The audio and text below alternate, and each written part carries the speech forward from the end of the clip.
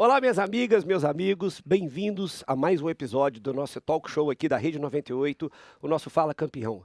E hoje com um campeão, literalmente agora, do primeiro turno do Campeonato Brasileiro, mas que caminha aí numa excelente campanha e pode ser que seja o campeão definitivo. Mário André Mazzuco, executivo de futebol do Botafogo, né, um querido amigo, obrigado por ter aceitado o convite de estar aqui. Eu já quero começar tocando no seu coração. Como você se sente de volta, estando aqui em Belo Horizonte, que te acolheu também durante o tempo da sua vida? Pois é, Sérgio, obrigado pelo convite. É uma convocação estar com você aqui. Pode dizer que é um grande amigo. É uma passagem por Belo Horizonte que foi rápida, mas intensa e realmente foi muito boa. Fui muito bem acolhido. É um privilégio para poucos poder trabalhar no Cruzeiro e acho que como foi nesse período, né? Um período de dificuldade, um período de reconstrução, né? Onde o clube, né, passou por bastante com algumas situações que a gente teve que lidar, né? Nós todos ali para recuperar e trazer o Cruzeiro de volta aí no cenário, como aconteceu ao longo depois dos anos. Mas é sempre um prazer, sempre uma saudade aqui. Fiz muitos amigos, deixei muitos amigos, né? Então, para mim é uma alegria estar aqui de volta. Bom demais. Vai matar a saudade da culinária, vai matar a saudade dos amigos. Não dá nem tempo, né? Mas assim, temos que aproveitar assim, qualquer brechinha que dá aí para Bacana, bom demais. ver a turma. Mazzuco, nós vamos falar de Botafogo ainda, mas antes de Botafogo, a gente tem, desse momento especialmente, acho que a gente tem muito assunto legal e uma das coisas, inclusive, quando a gente conversou e a gente se aproximou, que mais me chamou a sua atenção, e é uma coisa que eu sempre defendi, sei que você também, foi sua formação acadêmica sólida, antes do mundo do futebol, sempre predominado pelo cara que é o... eu vejo futebol e eu entendo de futebol, né? Então, acho que muita gente que vê hoje o seu sucesso não sabe o tanto que você trabalhou para chegar lá.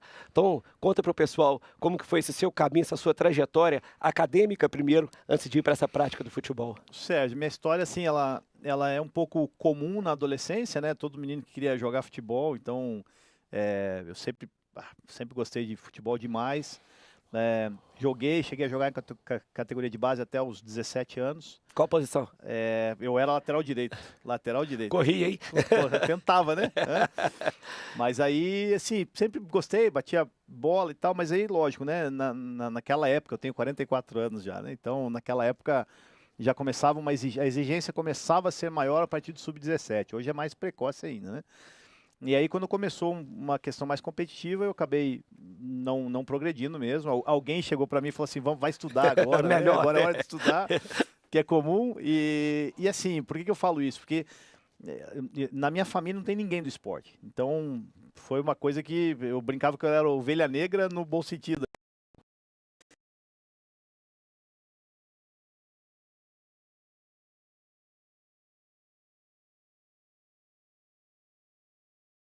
Eu acabei decidindo por fazer o curso de Educação Física, pensando em trabalhar com futebol. Isso muito fixo mesmo. Você fez um propósito, eu fiz em Curitiba. Então, entrei na faculdade, fiz na Universidade Federal, Física, né, pela universidade, e logo que eu finalizei, eu já fiz uma pós-graduação em treinamento. Por quê? Porque a minha intenção era ser preparador físico. Então, eu tinha... Dentro daquilo que me encantava no futebol era a parte de preparação física. E Curitiba tinha algumas figuras de referência. O próprio Carlinhos Neves, que é um preparador físico muito conhecido, trabalhou, acho que até aqui no Atlético Mineiro. Tem uma história grande no Atlético aqui. Exato. Então, assim, eram pessoas de referência que a gente tinha uma aproximação. Então, isso me inspirou. Eu comecei a minha carreira profissional como professor de escolinha, estagiário da escolinha do Paraná Clube. E aí começou mais em paralelo, né, fazendo a minha faculdade. E na faculdade, é isso que eu ia perguntar, você já começou a trabalhar com futebol? Lá, o que acontece? No meu primeiro ano, lógico, fiz a faculdade, mas no primeiro ano, no final do primeiro ano, eu conheço o professor da escolinha, que o meu irmão mais novo, 10 anos de diferença para mim, fazia aula. E conheci ele, o nome do cara, eu sempre cito por coisa, é Jules Rimet. Ó. Então, assim, o Jules Rimet foi o cara que me deu a primeira oportunidade no futebol. E ele me liga e fala assim, cara, não conheço ninguém, eu tô abrindo uma nova unidade da escolinha do Paraná Clube, e como eu te conheci na faculdade, teu irmão faz aula comigo, queria saber se você não quer vir comigo, não posso pagar nada. Eu falei, tô dentro. Quero aprender, né? Quero aprender. Então, assim, acabei me virando na época de faculdade, eu fazia um turno na faculdade e o outro estágio. E quando eu me formo, 3 anos depois, eu começo a receber. Eu fui contratado pelo clube como professor da escolinha. Então, eu fiquei 3 anos, basicamente, como estagiário. E nisso, Sérgio, a escolinha era dentro da sede, que era a categoria de base do Paraná. E logo em seguida que eu sou contratado, surge uma vaga de preparação física no Sub-15. E ali é onde foi tudo começou. Eu me candidatei à vaga, eu tô aqui, tô do lado, conhecia todo mundo ali, e eles me puxaram. Então, fazendo isso, eu continuei meus estudos, ou seja, fiz uma pós-graduação. Então, fiquei 2 anos nesse processo. E aí, eu fiz uma prova da CAPES, na época, que era esse órgão de auxílio à bolsa de estudo e tal, para o mestrado. Eu entro no mestrado da Federal, né, passo no mestrado e ganho a bolsa da CAPES. Só que na época você não podia trabalhar. Ou você era bolsista, ou você tinha que abdicar. E aí acho que foi a primeira decisão mais difícil da minha vida, né? O que eu faço? Eu já estava no Paraná, eu já estava nas categorias de base, eu era assistente de preparação da equipe profissional. Na época o Zete era treinador até do Paraná, enfim, foi um período muito bacana. E aí, assim, acertadamente hoje, eu acabo saindo do Paraná, eu interrompo ali para fazer o meu mestrado. Por quê? Por causa da bolsa. Então eu fico 2 anos fazendo mestrado, aí eu saio do futebol totalmente, estudo tudo na área de futebol, né? Meu mestrado foi em fisiologia, justamente para eu poder ampliar o meu conhecimento na parte de preparação física, era o que eu queria. E quando eu termino o mestrado, eu sou convidado para ir para Portugal fazer doutorado. E aí, aquela coisa, né, Sérgio? Eu não tinha dinheiro para nada ali, né? Eu tinha um carrinho velho. E aí o professor que me convidou, ele falou assim, e até uma história interessante, que é aquelas coisas na vida que acontecem, né? O que aconteceu nessa época? Eu estava terminando meu mestrado, teve um congresso em Florianópolis. E nesse congresso ia estar um professor americano, que é o Robert Malina, que ele é um cara, meio que o master da maturação, né? Da maturação biológica, que era a área de estudos que eu tinha. Por quê? Hoje, numa categoria sub-15, a categoria que tem o estirão de crescimento, que tem tudo, é uma categoria muito específica de você trabalhar. Tem que ter muito cuidado com esse processo de maturação.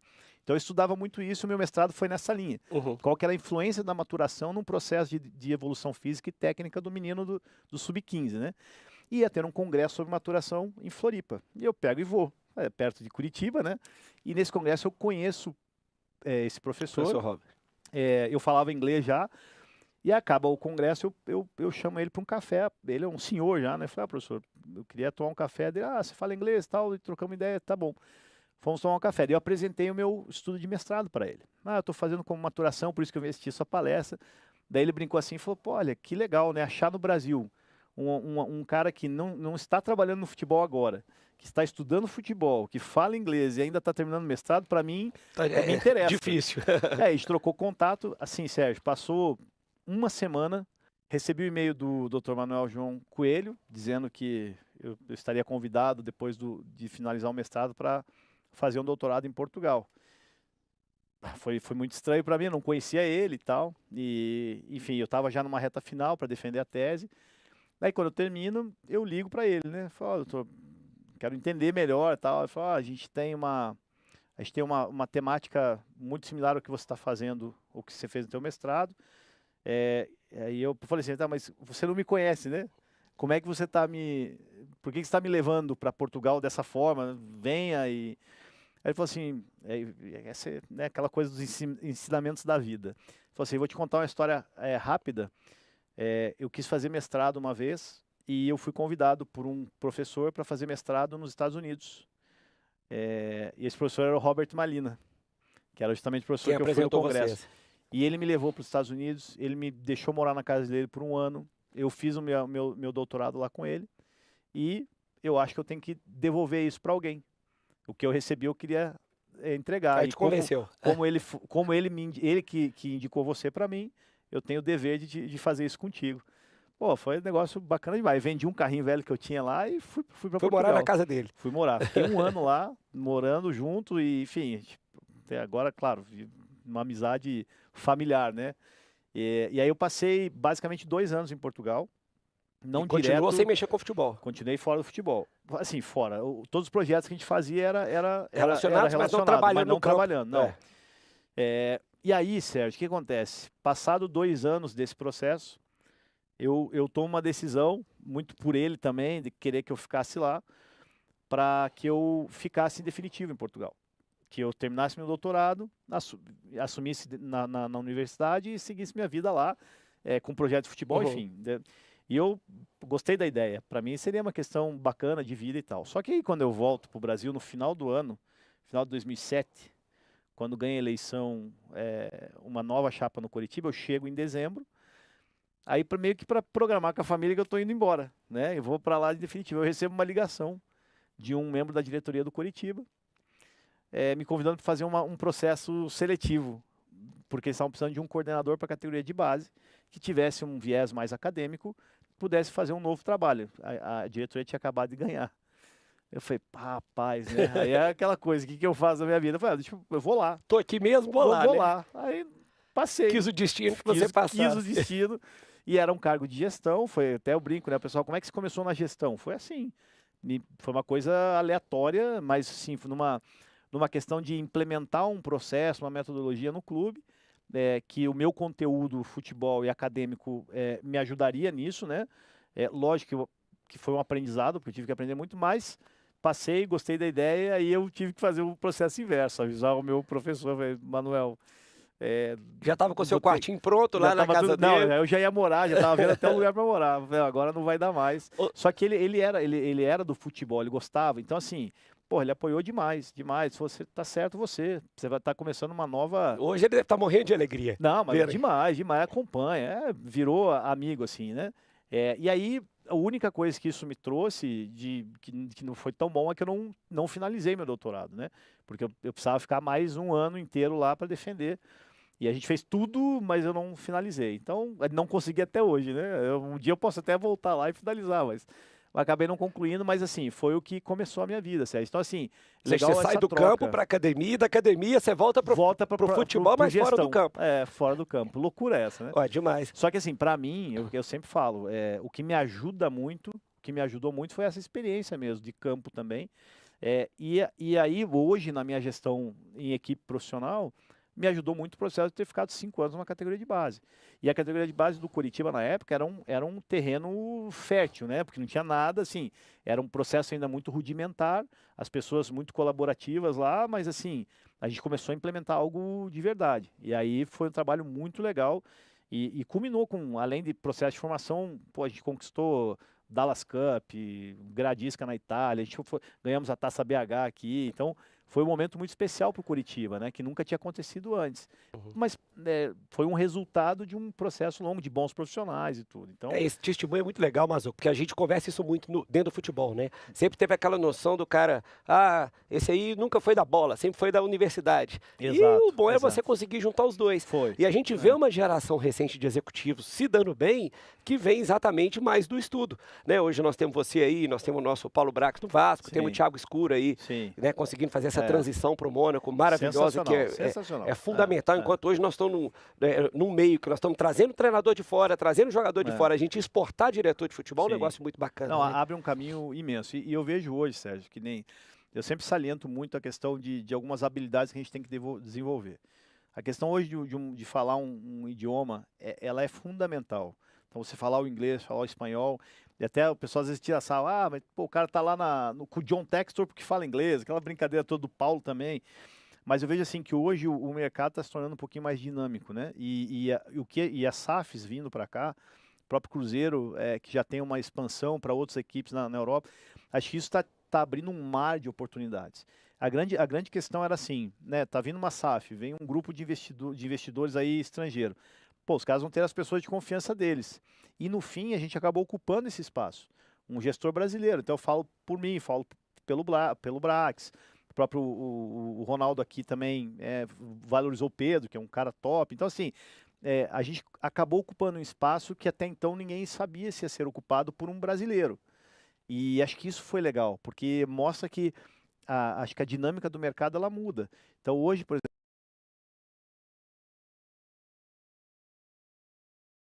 todo dia com o pessoal do Lyon, com o pessoal do Lembeck,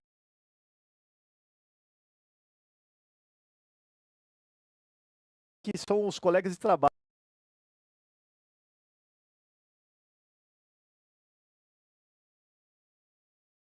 Tá ali trocando WhatsApp com o cara do Lyon para assunto com respeito, né? Por isso. Se desenvolver não só a SAF, né? Você tem hoje o Palmeiras, o Flamengo, tem clubes que também estão se desenvolvendo bem, você ganha, o respeito é muito maior. Eles já tinham respeito por nós pela questão técnica, né, do futebol brasileiro. A gente hoje tem um desequilíbrio, né, porque acho que o mercado está evoluindo, a Europa está evoluindo, você pega a Premier League ali, outra pegada, mas há um respeito demais por isso. Os caras olham, opa, peraí, o Brasil agora está melhorando a sua gestão também em geral, né? Então isso é um momento muito, muito especial, assim, para o futebol, sabe? Eu também acho, tanto que quando muita gente perguntava, né, vocês estão querendo dizer que a SAF é a salvação do futebol brasileiro? Claro que não, mas que é um grande passo, não tem dúvida que Eu é. acho que é um grande incentivador, né? Porque a SAF não é a solução.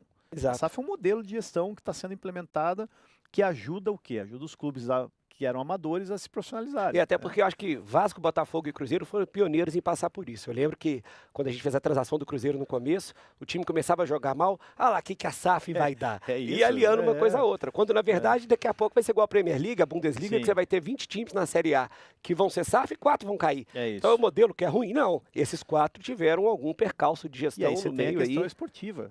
de administração. Vamos dar um exemplo do Grêmio. Né? O Grêmio com uma equipe muito boa, caiu talvez com uma das maiores folhas da Série A. E o Cruzeiro também em 2019. E o próprio Cruzeiro em 2019. Então, assim, é o esporte. Acho que aí você tem uma discussão mais ampla. Eu acho que cair 4 é absurdo. A gente precisa mudar isso. Né? Para mim, é uma coisa que, lógico que está sendo discutida sempre, mas tem que chegar um momento disso acontecer. É uma loucura você ter 4 Você defende o quê? Cair só 2? 3. 3? Pelo menos. Aquele modelo de playoff também? E para mim seria o ideal. Mas se não consegue no playoff, faz 3 direto e acabou. Na minha opinião. Se tiver 2 e mais 1, acho para mim o ideal. Seria o modelo de playoff ideal. Que é hoje que tem na Espanha, né? Porque Segunda divisão da Espanha. Vamos pensar o seguinte hoje, a Série A, ela está muito mais próxima, né? Acho que antes até de começar esse campeonato, todo mundo fala, pô, vai ser o campeonato mais difícil da história. Porque você tem hoje, a gente sempre foi, o Brasil sempre foi característico de ter uma competição de Série A nivelada. Você vai na Europa, na Espanha são 2, 3, 2, 3, sempre assim, todos os lugares, o Brasil não.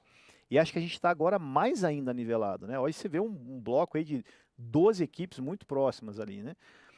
Então acho que por isso, e aí você tem na segunda divisão já uma disparidade maior, né? Você tem, sei lá, você seleciona 4, 5, 6 equipes realmente com mais condição e as outras para brigar ali pelo processo. Então, se você diminuir essa mudança, a rotatividade, você vai dar mais qualidade nas 2 divisões. Né? Nas 3, né? Vamos passar para as próximas ali. Mas eu acho que você dá muito mais qualidade, porque a rotatividade ela vai para aquele time, como você falou, que por alguma razão não encaixou, teve um problema de gestão e não foi. Aí já está subindo aquele que está organizado da segunda divisão. Então, a gente tem que chegar nessa evolução. Mas eu vejo que as SAFs hoje, pelo modelo, são grandes incentivadores dos clubes que estavam realmente no caos. E a gente sabe, né, o próprio Cruzeiro, o Vasco, o Botafogo, eram clubes que não tinham salvação. Era muito difícil, estavam fadados a realmente implodir. Tanto que fizeram correndo, né? Fizeram correndo. E vamos pensar, foi o melhor negócio para os clubes? Claro que não, mas foi a salvação. A SAF talvez seja a salvação econômica dos clubes para eles poderem respirar e aí se organizar. Só que aí qual que é a vantagem? A SAF entra com uma exigência profissional. E eu acho interessante falar isso, Mazuco, porque eu vi algumas reportagens, né, e lembra a época que essas 3 negociações foram feitas, era muito, primeiro o pessoal querendo comparar. Um foi para isso, outro foi para... Gente, você não compara coisas que estão vivendo situações diferentes. Sim, e não adianta a gente viver de passado. Porque o Botafogo já foi do Garrincha, era equivalente ao campeão mundial da época que ganhava do Real Madrid. O Cruzeiro tem não sei quantos títulos. Tem que viver o hoje. Qual que é o hoje? Amanhã eu tenho 50 milhões de conta para coisas que estão vivendo situações diferentes. E não adianta a gente viver de passado. Porque o Botafogo já foi do Garrincha, era equivalente ao campeão mundial da época que ganhava do Real Madrid. O Cruzeiro tem não sei quantos títulos. Tem que viver o hoje. Qual que é o hoje? Amanhã eu tenho 50 milhões de conta para pagar. Cadê o dinheiro? Né? E se não pagar essas, vão vir mais outras depois. E, Sérgio, o que eu falo assim, a gente tem que fazer 2 linhas de corte. A linha de corte histórica. Então a linha de corte histórica é pegar a história de cada clube para ver qual que é o clube que tem esse grande tamanho. Isso. Você pega o Botafogo... Número de torcida, que é o que gera renda, claro, então, também. Mas sim, eu digo até... porque aquele conceito do clube grande. Né? O clube grande, você pega o Botafogo, pega a história do Botafogo, é maravilhosa. Cruzeiro, enfim. Então você tem todo o cenário do clube grande. Mas se você fizer uma linha de corte dos últimos 10 anos, de clubes que têm uma gestão eficiente, que tem um processo de formação, que tem... Você muda essa ordem de clube grande. Claro. Essa é a grande verdade. Assim, doa quem doer, mas assim, o grande não é mais grande. Tem muito grande que não é grande. Então o Botafogo, né, por uma ordem de grandeza, se você fizesse antes da SAF, pelas dificuldades que o clube passou, ele não estaria entre os 10. Essa é a verdade, assim, se pensar no grande. O Cruzeiro não estaria entre os 10. Porque são clubes historicamente gigantes, mas que tiveram essas dificuldades ao longo dos anos. E o Cruzeiro, inclusive, ainda estava na B. O Botafogo já tinha subido. Já tinha subiu, exato, da B para A quando a SAF pegou. É isso. Então, eu vejo assim, vem esses grupos, eles organizam o clube e aí dão uma nova chance do clube recomeçar, do clube fazer uma gestão para pensar em algum momento se tornar autossustentável. E aí a coisa começar a andar de novo, entendeu? É, que eu acho que é repetir esse modelo. Eu falo, a gente trouxe tanta coisa boa da Europa, só que a gente demorou a trazer. Sim, Né? Uma delas foi a gestão, que eu falo. Sim, então a gente começou a copiar o curso de técnico, não sei o quê, né? Mas assim, a gestão nossa, a gente começou a falar dela em 2015, depois do 7-1 praticamente. O primeiro curso de gestão da CBF é de 2015. Perfeito. E eu lembro quando eu fiz em 2016, todo mundo, tô fazendo aqui para relacionamento, para estar aqui. Ninguém dava muito valor para essa coisa, né? Só para conexão, né? E hoje o tempo mostra que o caminho é o contrário. Total. Agora, importando esses modelos, já que a gente está falando de sugestões boas, eu adoro falar sobre isso, essa sugestão do rebaixamento de 3. Você acha que é factível, viável e bom para nós a gente acompanhar o calendário europeu? Olha, Sérgio, eu sei que é uma questão complicada. Esportivamente, sim, né? Porque você, principalmente agora com as restrições de janela, você acaba tendo um controle melhor do teu elenco, porque é muito difícil esse processo de, tanto para você trazer jogadores, se você pede, quanto para você vender. Então, por exemplo, beleza, o ideal, o melhor dos mundos, final do ano, terminou o Brasileirão, se você precisa fazer algum negócio, você prepara uma venda para acontecer. Só que é o pior cenário para quem vai comprar, né?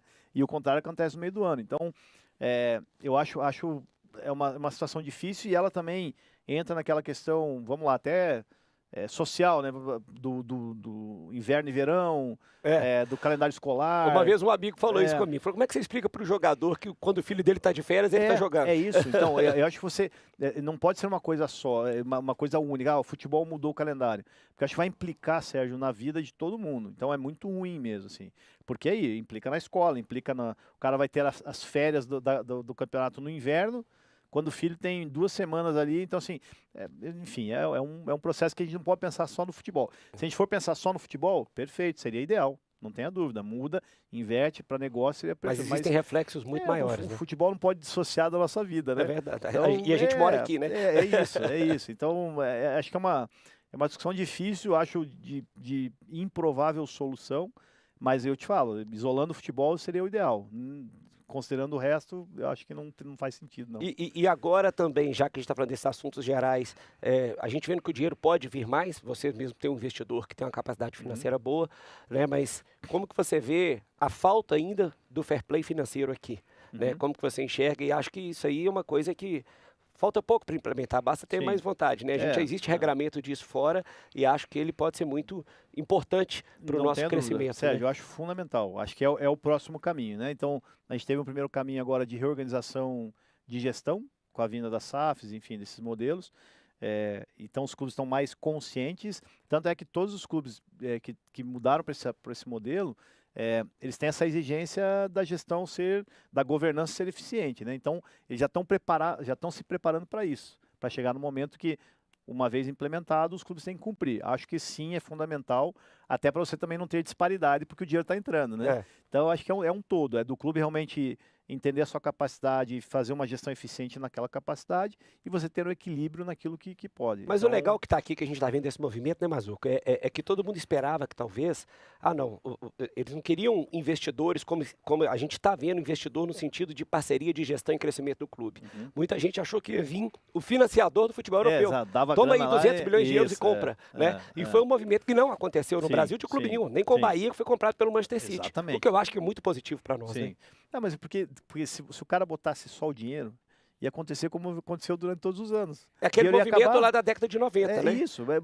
Todos os clubes que fizeram seus grandes financiamentos ali, beleza, baita time, contratações, depois não aguenta mais e quebra. Então é um movimento muito simples, né? O cara botou o dinheiro, você gastou todo o dinheiro, montou um baita time e quebra. Então, a gente era mais novo e não era preocupado em estudar isso ainda, né? Mas eu fiz agora um livro sobre a SAF e estava estudando aquele movimento da década de 90 das parcerias que passaram por Cruzeiro, Corinthians e tal. Basicamente todos levaram depois a caída ou realmente a uma situação muito ruim. Acho que o Cruzeiro foi uma das poucas exceções, mas Vasco, Palmeiras, todos foram rebaixados depois que passaram por aquilo, né? Ou Sérgio, eu vejo que é um exemplo, né? Fazer uma comparação simples, assim, é quando você tem o sonho de ter uma Ferrari. Então você vai juntar teu dinheiro, você vai botar uma grana na Ferrari. Você vai comprar a Ferrari. Mas para manter a Ferrari... Tem PVA, tem gasolina. Você vai passar um ano com ela, vai ter que vender ou vai ter que fazer alguma coisa. Só que ela já não vale aquilo que você comprou. Então, é mais vezes que aconteceu. Todo mundo botou uma grana, que ele usou a grana para realmente fazer contratações e tal, mas não tem como sustentar, porque não mudou a base de torcedor, não aumentou a receita, não fez nada, tudo bem. Você teve um acréscimo ali, uma conquista e tal, mas e aí, como é que você segura depois, né? Não consegue sustentar, né? O buraco é mais embaixo. É muito mais embaixo. Ó, vamos dar um cortezinho aqui, vamos dar um intervalo nesse bate-papo ótimo que eu tô tendo aqui com o Mazuco. A gente falando sobre futebol. Na volta aí nós vamos falar um pouco mais do processo do Botafogo. Quero que você conta para nós a alegria de estar vivendo, né, esse momento e que, se Deus quiser, você merece ser coroado com tudo de bom na sua Amém. vida. Mas vamos falar de outras coisas boas também, vamos falar de liga, né? Tem muita coisa legal para falar de futebol aqui. Vamos dar um intervalo, fica com a gente, já já a gente volta.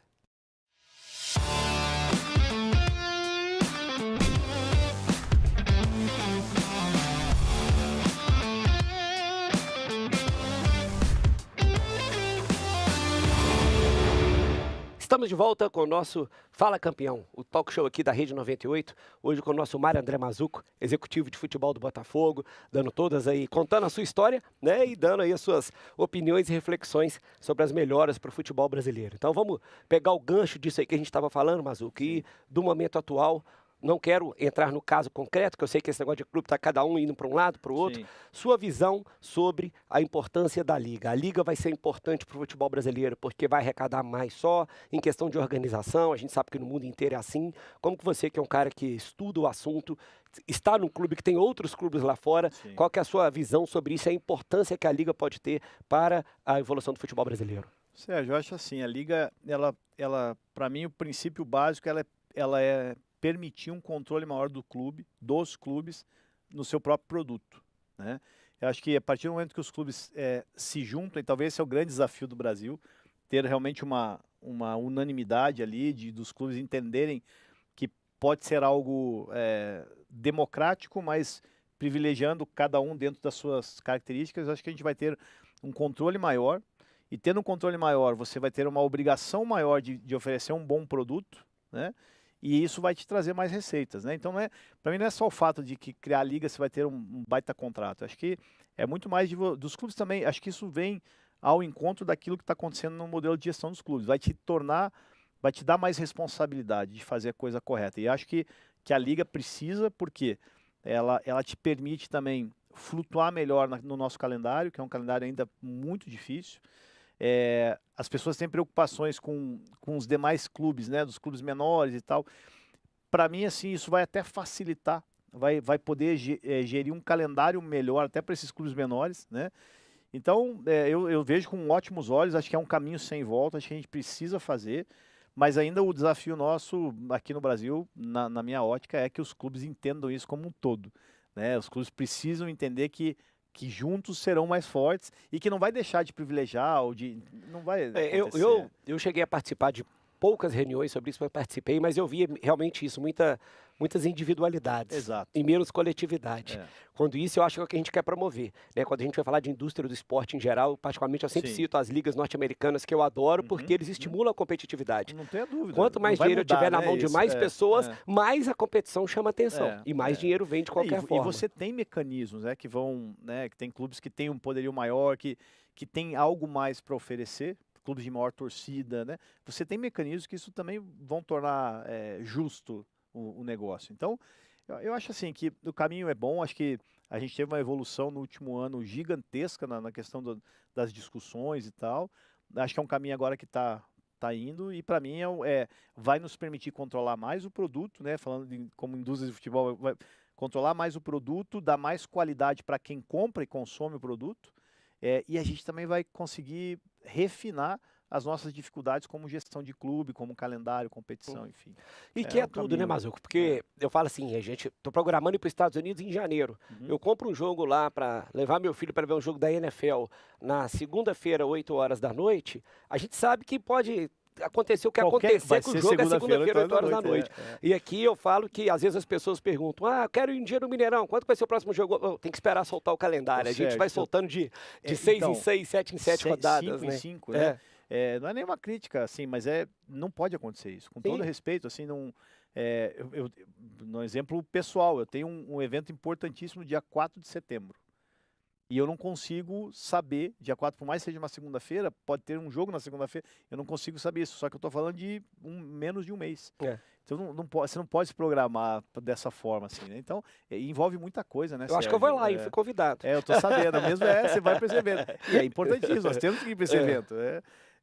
Enfim, mas é isso, é um exemplo que é uma coisa que E até um outro efeito reflexo econômico, que a gente já bateu um papo sobre isso, que é a questão de logística também. Pronto, Porque hoje a malha é extremamente complicada, né, a malha aérea, e às vezes tem times que optam, né, por fazer um fretamento, e aí você precisa ir para o exterior, enfim, dentre outras coisas, e você não sabe que dia que você vai comprar o voo, o hotel. A gente fez uma comparação, Sérgio, em 2019, no Vasco, para 2020, a gente, até pela pandemia, enfim, depois, né? Mas antes ainda, a gente conseguiu fazer uma logística de voo fretado. A diferença de 2019, 2020 para esse ano, por exemplo, é algo assim de quase que dobrou o valor do voo fretado. E por que dobrou? Porque hoje você tem basicamente 3 companhias aéreas no Brasil para atender o Brasil todo, né? Sendo que às vezes num país da Europa, que é um estado brasileiro, tem 5, 6 companhias aéreas. Então a nossa malha aérea é horrorosa para isso. E aí, as empresas, para deslocarem voo fretado, elas precisam basicamente cancelar um voo, né? Então hoje os valores são absurdos. Só que por outro lado, por isso que você falou, sem saber com antecedência, você não consegue voo comercial. Porque não tem horário, você tem que botar 50 pessoas num avião. E aqui você tem aquela característica de estar num país continental. Você quer dizer, domingo você joga contra o Fortaleza lá em cima no Brasil. De repente você está jogando na quarta em Buenos Aires pela Sul-Americana ou pela Libertadores. O pessoal não entende que um voo desse, se for direto, é um voo de quê? 7 horas, 8 horas? Imagina com escala, loucura que é. E você tem que ajustar porque você tem pouco tempo de treino, né? Então é muito natural, às vezes você viaja para jogar, você não consegue voltar para a tua cidade porque não tem horário. Então você acaba ficando numa cidade diferente, treinando, tendo que fazer uma logística toda para sair de lá direto para um outro lugar. E isso encarece, isso não é o ideal. Vou dar um exemplo, algumas vezes vão cair jogos que você vai jogar em outro país numa quarta-feira e você tem que voltar para jogar num sábado no Campeonato Brasileiro. Só que, vamos lá, se você joga quarta-noite, tudo bem que você tem quinta e sexta, cumpre o prazo, né, de um jogo para o outro. Só que você vai chegar na tua cidade numa quinta-feira, final do dia, você não vai poder treinar, você vai sexta-feira recuperar para jogar sábado. Então, assim, uma loucura. E entra numa seara, embora eu vou mudar um pouco o assunto que a gente está falando de forma geral de futebol, mas eu acho que a seara pessoal é muito importante. Você acabou de falar uma coisa que a gente conversa muito lá fora, e o pessoal só pensa no futebol glamour, né?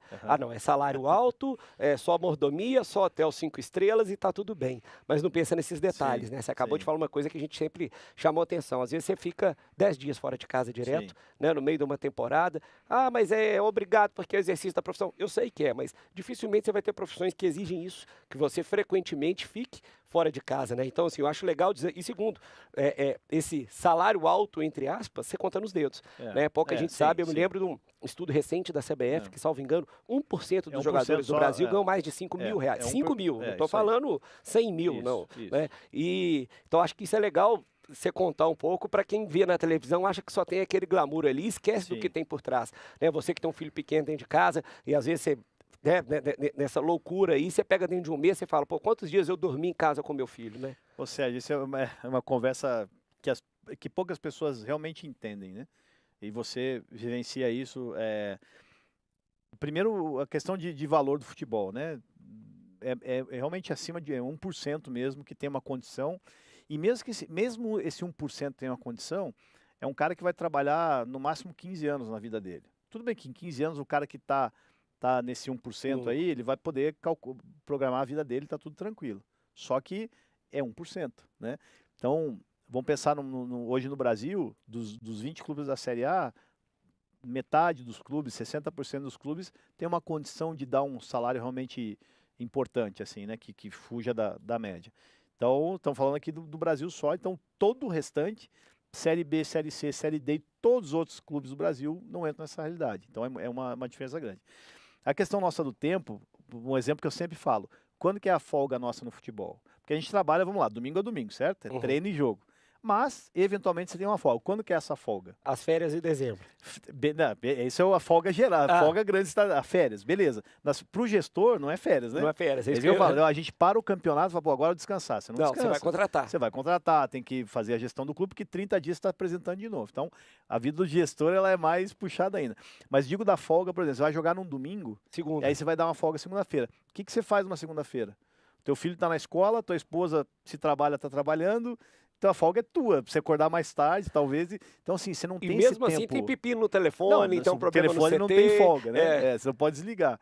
Mas eu digo assim, então a parte social, familiar é muito sacrificada mesmo, do atleta, do gestor, do treinador. Então, a gente mergulha, é uma imersão mesmo a temporada toda. Então, você tem pouco. Então, esse é um sacrifício grande mesmo, assim, e as pessoas não veem. E aí, o pessoal fala, você vai viajar, hotel bom, não sei o que lá.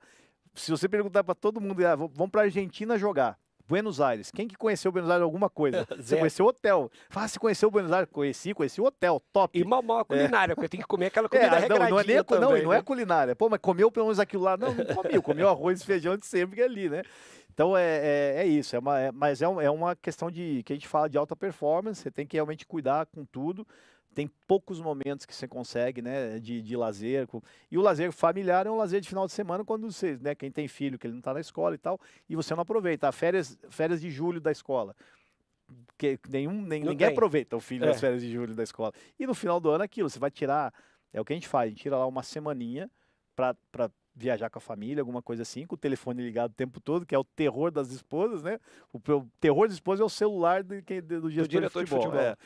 E aí é isso, mas lógico que né, te dá uma troca, claro. Mas o sacrifício é muito grande. Vale a pena, mas é o que eu falei, mas é bom expor isso, que quando a gente bate esse papo na rua, quando você tem certeza, como eu já fui muito procurado, eu quero seguir esse caminho, o que eu faço? A pessoa só está pensando no lado bom. Mas é isso que a gente fala. Você tem que saber pesar os dois. Não, e a gente tem que falar a verdade. Eu tenho uma pessoa que trabalha com a gente no Botafogo, que trabalhou comigo no Coritiba, depois passou no teste seletivo no Red Bull, entrou no Red Bull quando estava lá, e hoje está no Botafogo, que é o Henrique Hopker. E o Hopker não é do futebol, ele era um engenheiro, estava trabalhando numa multinacional, estava super bem, moleque novo, e o sonho dele era trabalhar com futebol. E aí eu estava no Coritiba como gestor, e aí o presidente era muito amigo do pai dele, enfim, tinha uma relação, e pediu para eu dar uma mentoria, para conversar com ele, porque ele queria realmente entrar no futebol. Eu fiquei 1 hora falando assim, convencendo ele a não trabalhar com futebol. 1 hora. Fiquei, para que você está numa multinacional, o que você vai fazer aqui, cara?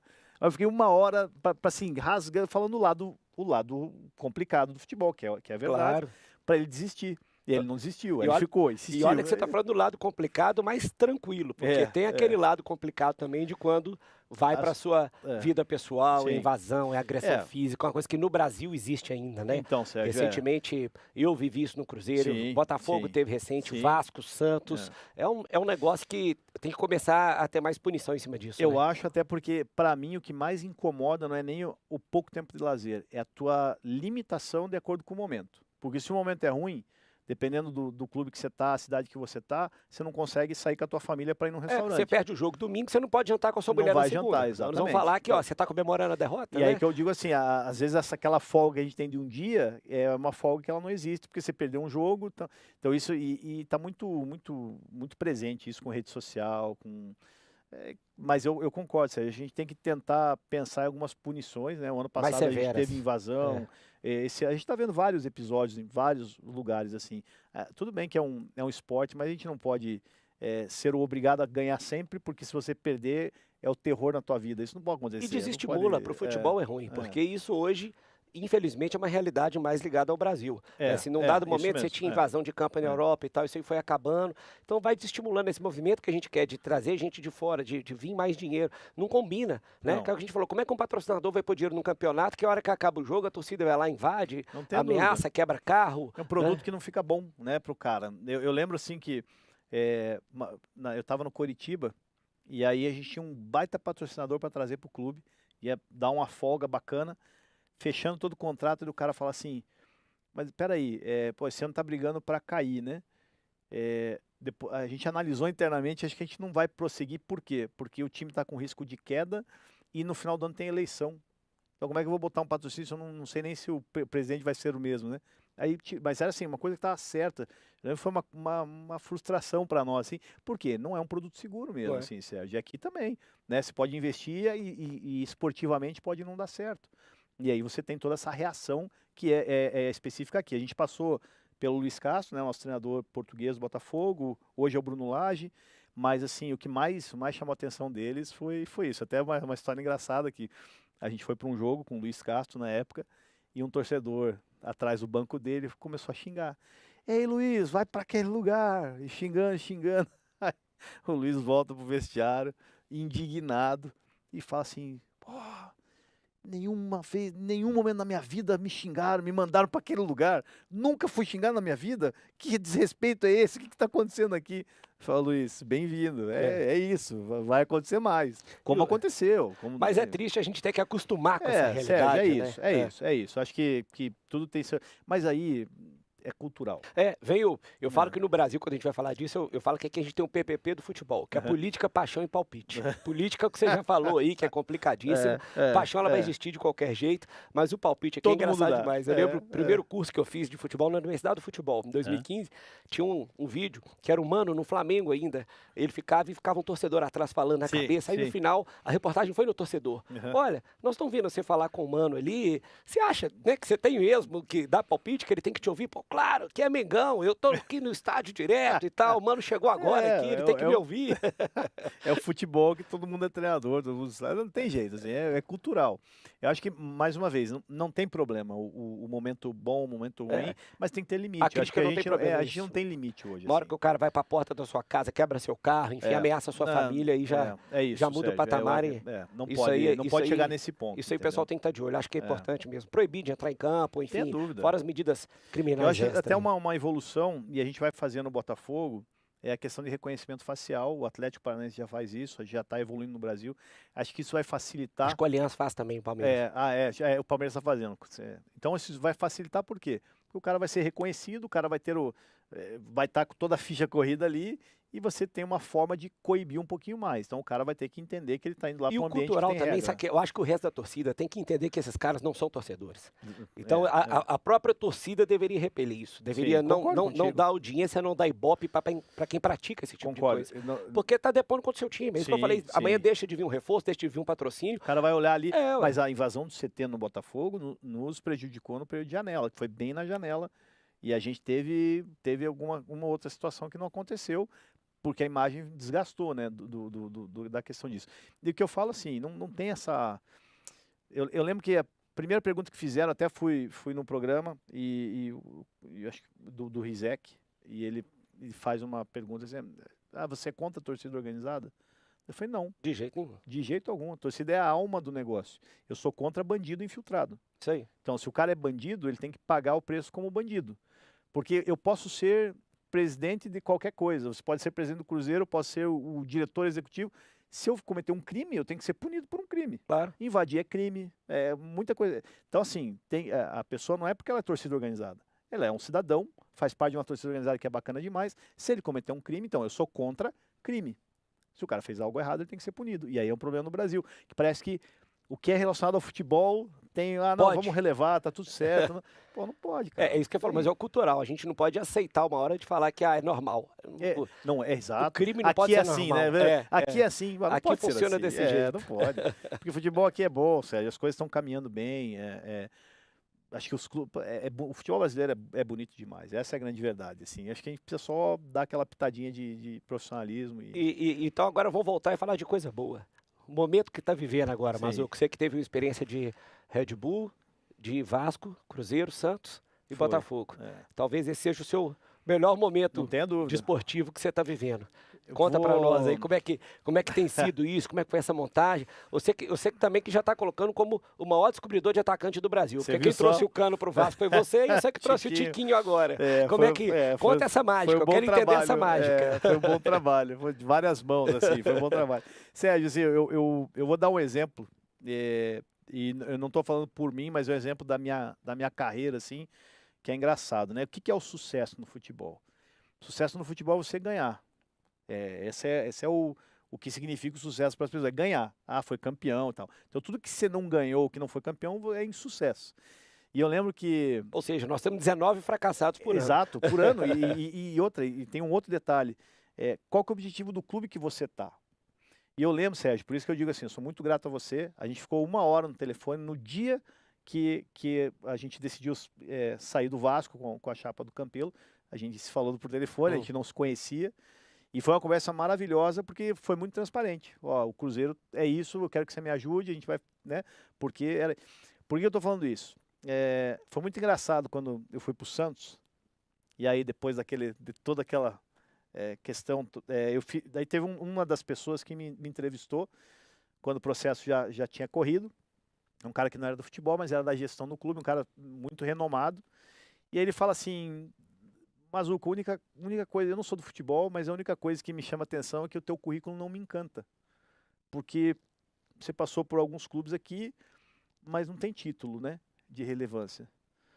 Aí sabe, aquilo me mexeu de uma forma que na hora eu olhei assim, eu fiquei pensando, você tem razão, você tem toda a razão. Mas eu falei assim, mas a sua razão é porque a avaliação do sucesso sua está errada.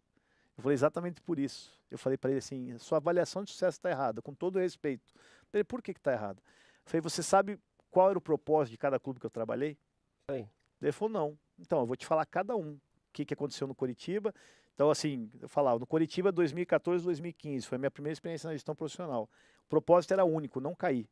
Em 2014 era a penúltima vocês folha. fizeram 2 finais de Copa do Brasil, foi essa Não, época? foi antes disso. Ah, tá. Foi 2011 e 12. Ah, tá. 13, 14, o clube daí, por ter chegado e não ter sido campeão, acabou o dinheiro, né?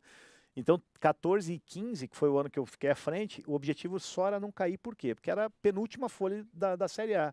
E a gente sabe que a Série A tem uma relação direta, pelo menos dos primeiros 4, que são 3 com investimento. Tanto que os 4 que caem são 3 com menor investimento.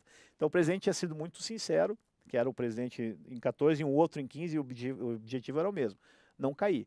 E a gente acabou não caindo e ainda classificando para a Sul-Americana. Então, beleza.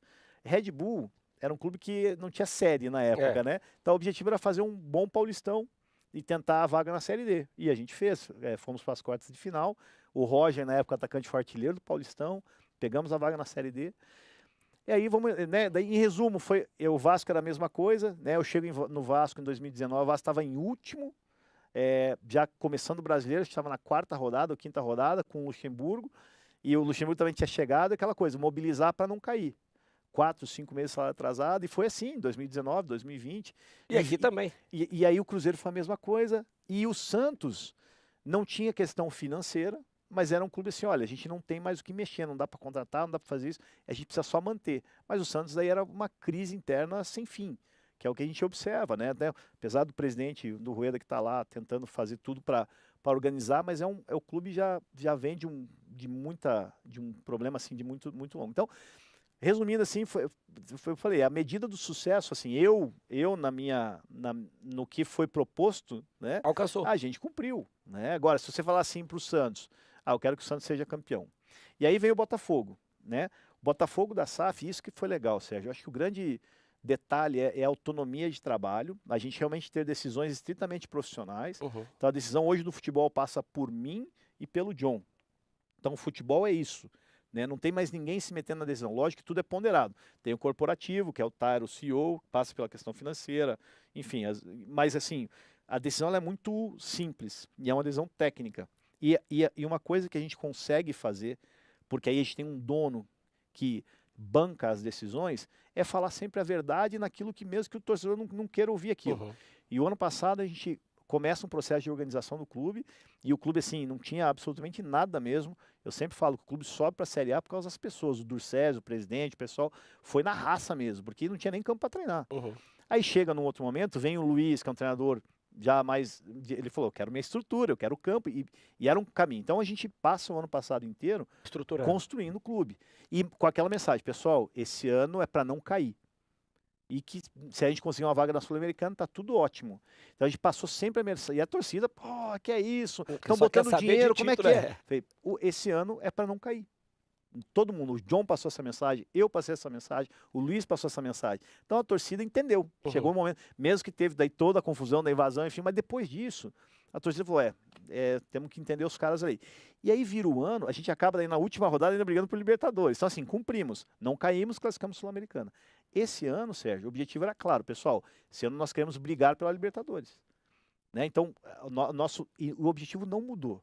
Só que a gente está vivendo realmente um momento mágico. A gente vai falar que a gente esperava estar 12 pontos, né, basicamente na frente, ou estar numa diferença grande. O objetivo já mudou, não tem jeito, né? Não, Inconscientemente. Sérgio, não, mas aí qual que passa a ser o objetivo? Brigar pelo título até o final. Sim, a gente não sim. pode ser leviano de falar, Claro. não, nós estamos brigando pela Libertadores, mas nós vamos brigar pelo título até o final. E talvez o mais difícil seja conter essa expectativa agora, né, Mazu? Porque o que não pode é isso virar frustração. Né? A gente tinha um objetivo claro de Libertadores. Nós nos colocamos numa condição de brigar pelo título ao final e a gente vai tentar até o final. É difícil? Claro que é difícil. A gente está numa boa vantagem, mas assim, é uma caminhada longa, você sabe como é que é brasileiro. Mas assim, acho que essa questão da transparência, questão de tomar decisão realmente por nós, e essa decisão ser bancada, e nós passamos por 2 crises para mandar embora o treinador. E numa segunda crise, todo mundo dava como certa a demissão. E a gente foi lá e falou, não é o trabalho do treinador. Tem outros fatores, mas não é o trabalho, vamos segurar. E aí a gente deu aquela engrenada. E agora o melhor dos mundos, porque dando tudo certo em campo, Sim. lança a camisa do Tiquinho, vende milhares, lança a camisa do Segovinha, vende milhares. A Reebok chegou também, vai vender por nem água a caminho, é bom demais. E outra, Sérgio, a gente tá, assim, acho que o Botafogo reconquistou o respeito. Isso foi uma coisa legal demais, a gente trouxe respeito de volta pelo Botafogo. Eu vou usar um clichê quase que eu estou usando, a gente está preparando o clube mesmo para não depender de pessoas, para o Botafogo ser o Botafogo mesmo, vai mudar o treinador, mudar o diretor, o clube vai estar lá nos processos que estão acontecendo, e a gente está, de novo, começando a formar uma nova geração de torcedor, porque o Botafogo resgata aquilo que viveu no passado. E aí você tem um ídolo de novo, um Tiquinho como um ídolo, tem o Segovinha, que é o mascote das crianças ali, que é mais um ídolo de uma nova geração. Isso é bonito demais, cara. Isso aí para quem não viver, quem estava angustiado por viver isso no Botafogo, está sendo um momento mágico. Eu assisti o 95 inteiro ali.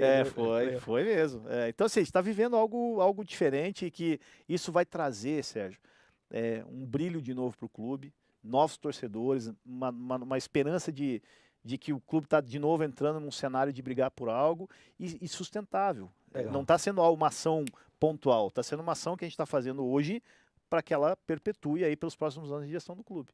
Parabéns, eu fico feliz, realmente feliz. Por você, pessoalmente, você Obrigado. sabe. Pela instituição Botafogo também, que Sim. sempre foi um clube maravilhoso, igual a gente sempre falou, né, que deu garrincha para o futebol brasileiro. Foi. Então a gente não precisa falar mais nada. E eu, pessoalmente, pela minha briga de SAF, enquanto no imaginário popular o modelo está atrelado ao sucesso do negócio, eu quero que todas as SAFs vão bem para a gente superar isso logo. Né? Então, meus parabéns, fico muito feliz realmente. Sérgio. E quero agradecer, né, você ter aceitado o convite de estar aqui com a gente. Não tinha nem como não aceitar. Voltando a Belo Horizonte, se quiser deixar seu recado final aí, a gente já vai encerrar. Tá bom. Mas obrigado do fundo do meu coração por ter aceitado o nosso convite.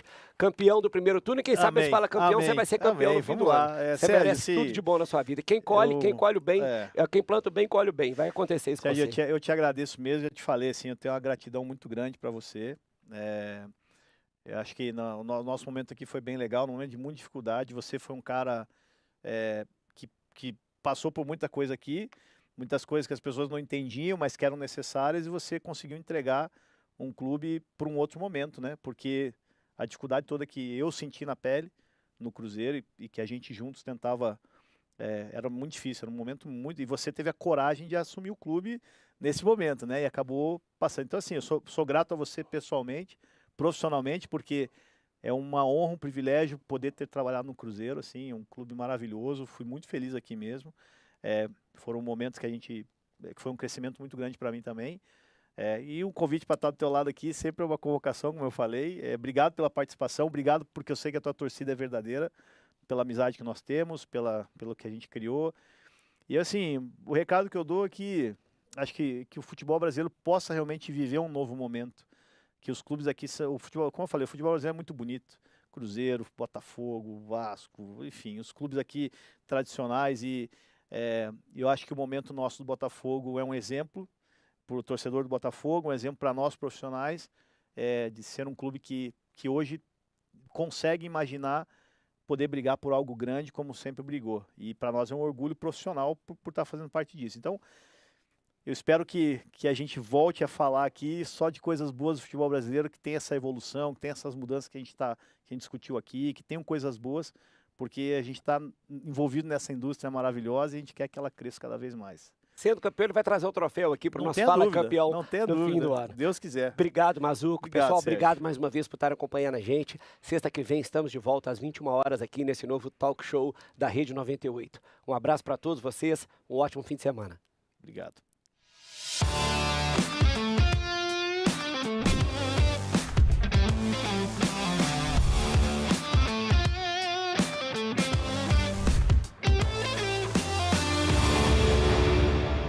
Então, a Rede 98 deseja